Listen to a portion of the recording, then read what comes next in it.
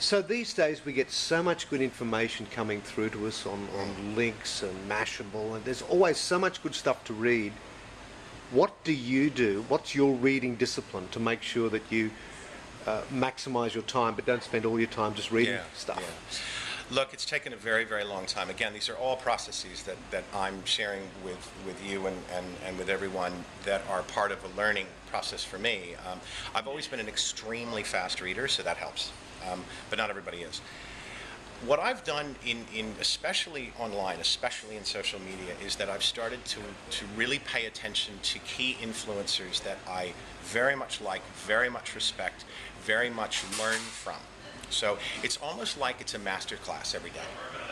I start with looking at Facebook and Twitter and Google Plus and LinkedIn, honing in on the people that I know have incredible minds. And it might be, they're not all on the same topic. I mean, there's a couple of people who I pay attention to for science and stuff in the universe and physics, which I'm very interested in. Others on online media, others in marketing and advertising, others in social media, others in smartphones and mobile, who are the leading lights, right? I'll get the opinions, okay? They will highlight a piece of news, okay, or an interesting topic. I'm more interested in their opinion, in what they think. That's how I prioritize. Then after I kind of have my deep think session, which is I want to be illuminated. I want my brain to wake up. You know, I do this right in the morning. I want to be engaged. Then I'll go through my news sources, whether they're Mashable or TechCrunch or Pulse or Time or The Onion or whatever I feel like that day. But I pay attention to what I'm doing right then and there, meaning what am I working on? Okay, and I always be a little bit bipolar with it in that I'll always dive in. So if I'm working on mobile stuff, I want to go in and read TechCrunch on mobile and that kind of stuff. But then I'll jump over and I'll read like some of the science magazines and some of the physics magazines, because I don't want to just go down the rabbit hole. I want to keep my brain peeled open.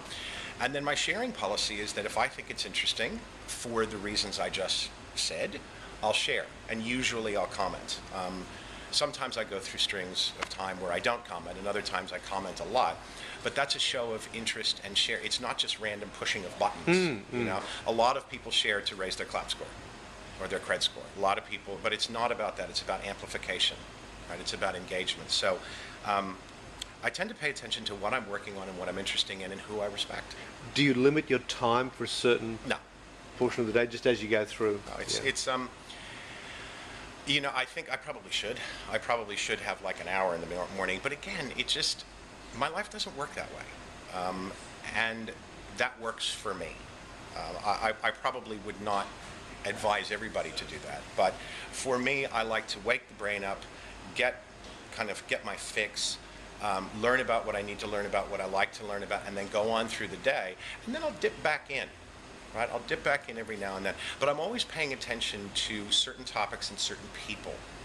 Right? If I have a break, I may go and read Alex Lightman on physics and science, or Suzette Summer on government, or Jason Silva on the environment, or somebody like that, because I'm just interested, and I'm constantly illuminated and engaged by what they're reading, even if sometimes I don't agree with it. I mean, I love feeling challenged. Can I ask, what do you read on? Do you read on an iPhone, MacBook, or an iPad? All of it, whatever I have in my hand. What's easiest for you to read?